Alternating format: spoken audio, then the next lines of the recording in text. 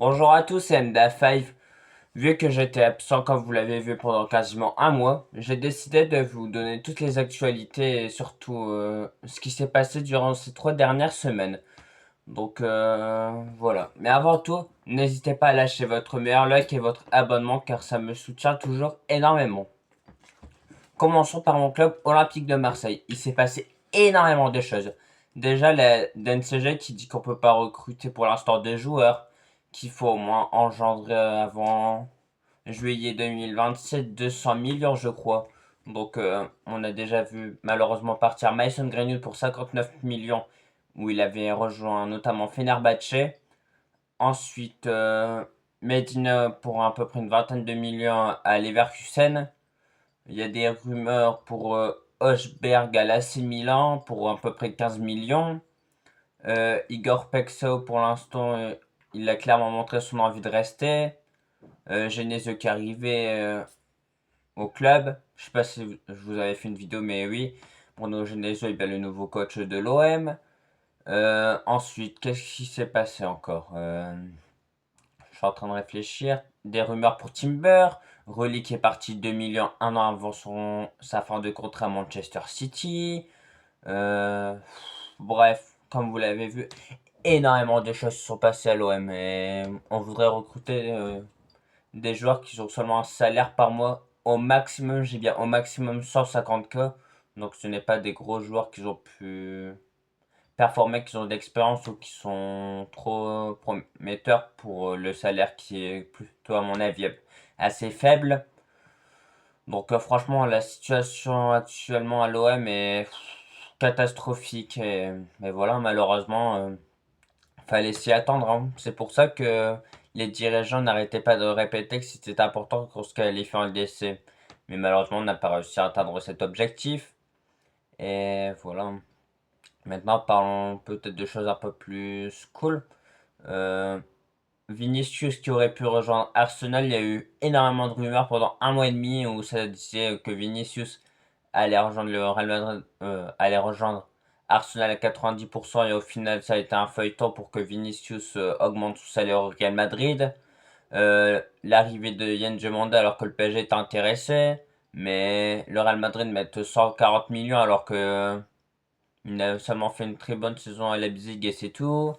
Euh, Marcus Cucurella qui quitte Chelsea Football Club après quelques années où il était dans le top 3 des meilleurs latéraux au monde.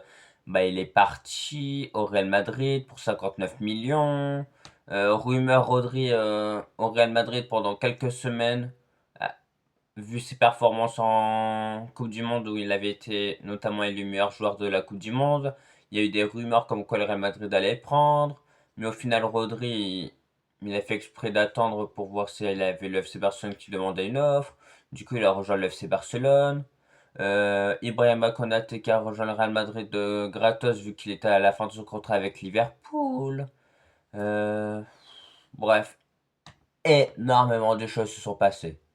Euh, L'arrivée de Bernardo Silva au Real Madrid, l'arrivée de Denzel Dumfries pour 25 millions. Bref, souvent on dit le Real Madrid ne recrute pas beaucoup, mais franchement cet été, ils peuvent quand même s'en vouloir parce qu'ils auraient pris Rodri, ça aurait été un upgrade de fou, mais malheureusement ils n'ont pas cherché comment dire, le joueur qu'il fallait le plus au Real Madrid, parce que c'est bien de prendre bien demandé, mais à son poste, il a déjà par exemple, Arda Güler qui peut évoluer à droite, des Brahim Diaz, des Francesco Mastantuono d'ailleurs qui s'est fait prêter à la Fiorentina, Rodrigo après sa blessure, donc franchement, je comprends pas avoir posé un tel prix, et le PSG a bien fait, je trouve, d'avoir laissé Yann Zuman au Real Madrid, parce que si c'est pour dépenser 140 millions, ça sert à rien.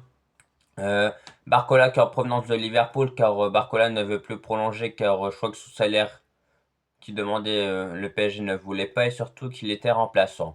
Il y a beaucoup de rumeurs de la Liverpool notamment vu que Mohamed Salah est parti.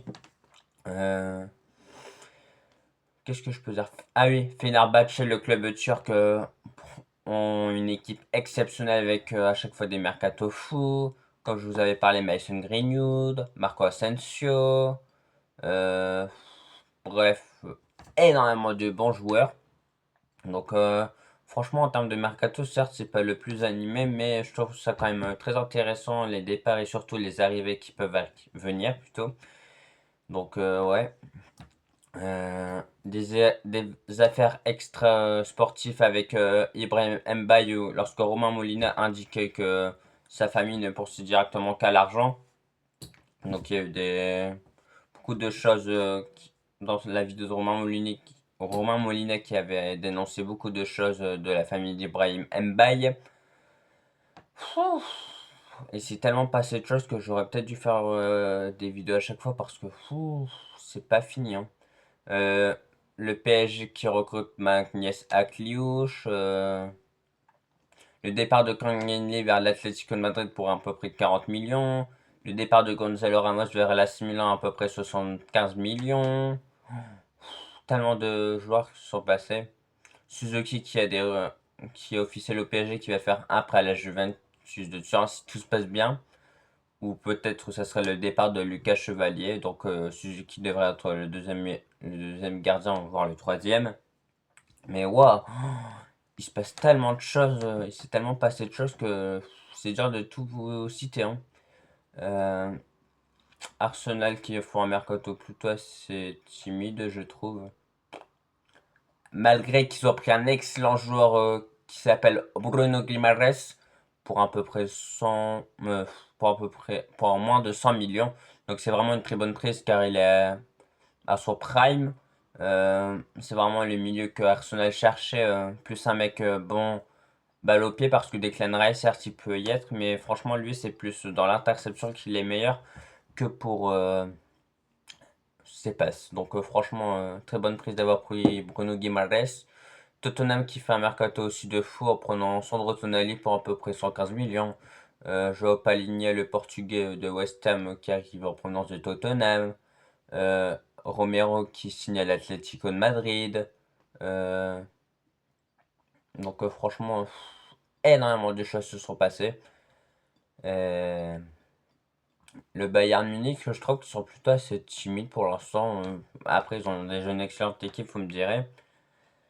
Euh, mais en Serie A, j'ai pas vraiment de choses à dire, je trouve.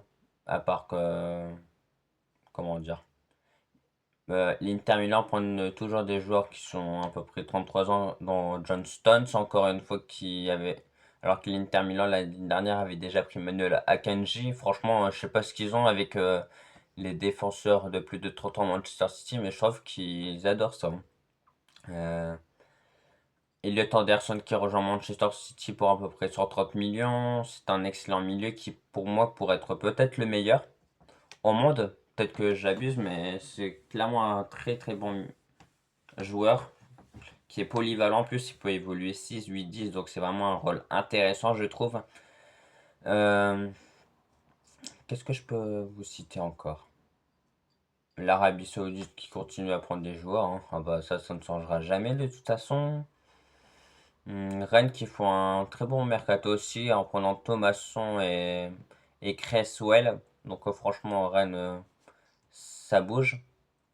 Euh, ah oui, l'AS Monaco qui rompt le contrat de Paul Pogba parce qu'à chaque fois il se blessait trop.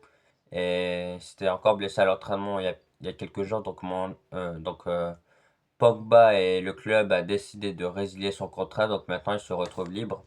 Et je pense que, à part les championnats exotiques comme peut-être la MLS, l'Arabie Saoudite ou des championnats vraiment exotiques genre le Qatar, je vois pas un club européen le prendre parce qu'il se blesse trop. Il a un salaire important qu'il demande quand même, malgré qu'il ait pas beaucoup joué, qu'il ait joué seulement à peu près 150 minutes durant toute la saison. Donc c'est clairement peu. Donc voilà, voilà, des trucs qui sont vraiment croustillants. Hmm. Ferran Torres qui quitte le FC Barcelone pour rejoindre le PSG. Et franchement, le PSG ne l'a pas pris pour très très peu, pour un prix trop haut, parce que 60 millions pour un joueur comme Ferran Torres, ça va. Surtout que sa valeur elle a augmenté vu son but en finale de la Coupe du Monde, où pour moi clairement c'est un tapis, mais bref. Donc Ferran Torres, il a vu sa valeur augmenter.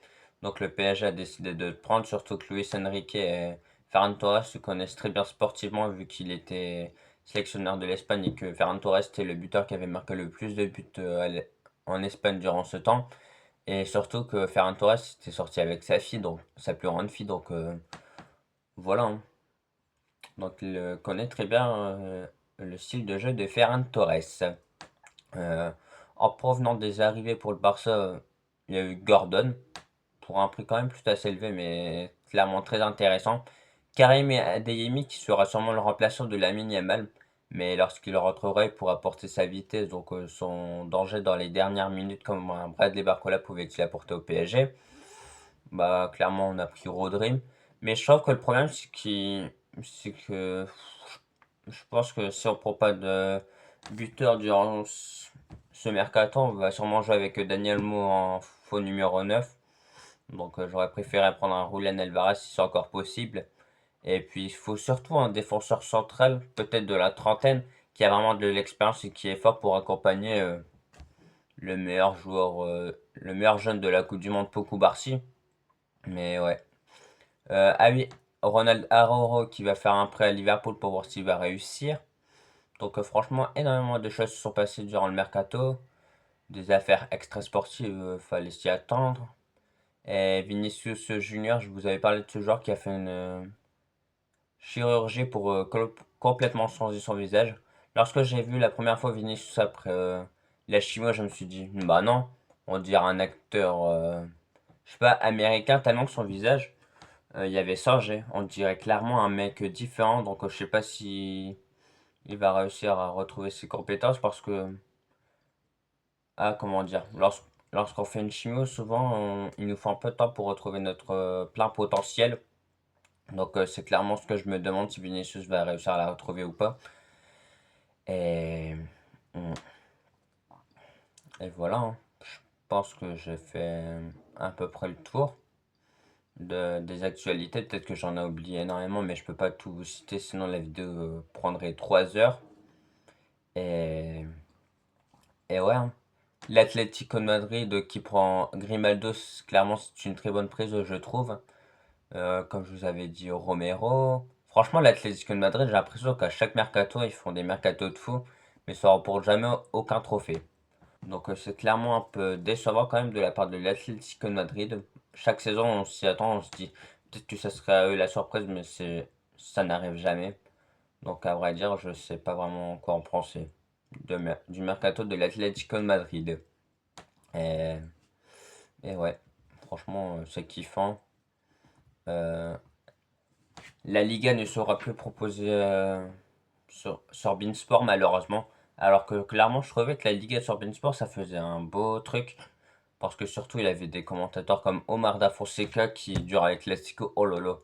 Il était incroyable, je trouvais. Franchement, il nous donnait clairement envie de suivre le Clasico. Surtout pour ses vannes et son côté argentin que que j'apprécie énormément chez lui.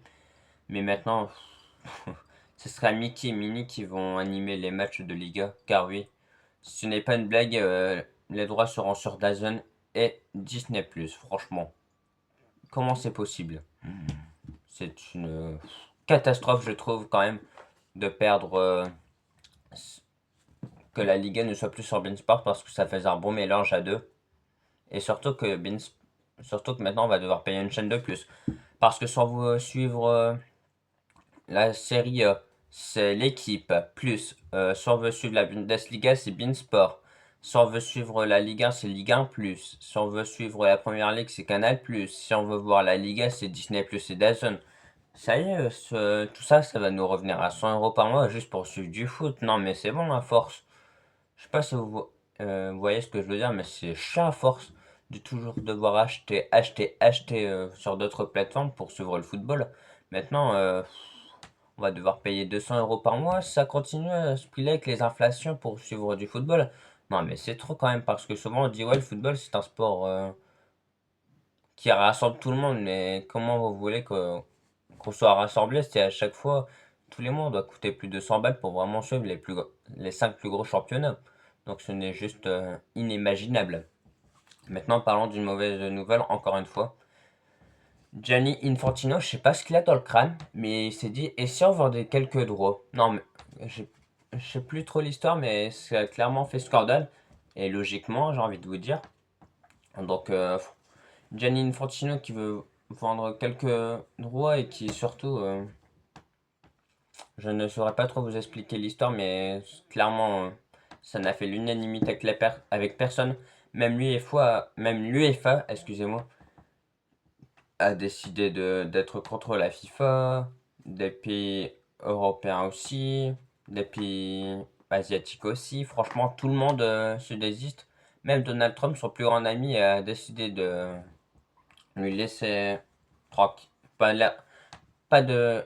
Oh, pardon. Pas de ne pas lui laisser tranquille, mais a décidé de ne pas s'y mêler. Donc, franchement, il se retrouve tout seul face à tout le monde. Donc, espérons que Gianni Infantino se fasse virer de son rôle de la FIFA parce que franchement, ce mec, depuis le début, je n'ai jamais pu me le piffrer. Donc, espérons que Gianni Infantino limoge tout simplement, comme ça on serait tranquille. Et après, ça dépend qui en prendra la place, hein. Parce que c'est pour prendre un mec encore plus incompétent que Gianni Infantino, ça sert à rien. Surtout que j'ai l'impression que Gianni Infantino, il est président de la FIFA, mais je suis à moi, ah, je suis quasiment assuré qu'il connaît presque pas le football en termes de règles. Tu lui dis qui a gagné la Coupe du Monde en 1930, je suis sûr il se rappelle. Je suis sûr il sait même pas. Donc franchement, Gianni Infantino, c'est clairement le business, le football. J'ai l'impression que c'est vraiment au troisième plan. Donc pour un mec comme ça, ce n'est juste pas possible. Donc voilà, je pense que j'ai fait à peu près le tour en vous citant beaucoup de choses. Surtout le mercato, parce que le mercato durant l'été, c'est la chose la plus importante, je trouve. Et ouais. Euh, je suis en train de réfléchir à ce que j'aurais pu oublier, mais je crois que c'est bon. Hmm, ouais, c'est bon. En tout cas, merci à vous de m'avoir suivi. Si vous avez aimé, malgré que la vidéo elle est partie dans tous les sens, n'hésitez pas à lâcher votre meilleur like et votre abonnement pour suivre plus de contenu footballistique, surtout après les matchs, parce que ça m'aurait réussi le plus, parce que je suis structuré durant les matchs. Mais de faire une vidéo, je n'avais pas fait de vidéo durant 3 semaines, forcément, ça me fait plus bizarre de vous dire tout ça. Donc voilà, quand même la vidéo elle aura quasiment duré 19 minutes, donc c'était quand même une durée plutôt assez importante, voire bien. Donc voilà, hein. Euh, en tout cas, merci à vous de m'avoir suivi. Si vous avez aimé, n'hésitez vraiment pas à lâcher votre meilleur like et votre abonnement, car ça me soutient toujours énormément et ça ne mange pas de pain comme j'aime bien dire. Et j'essaierai de vous faire des vidéos tous les jours, surtout concernant le mercato, ce qui peut être intéressant, je trouve. Donc restez branchés tout simplement et merci à vous de m'avoir suivi. C'était MDA5. Merci à vous la famille et ciao ciao.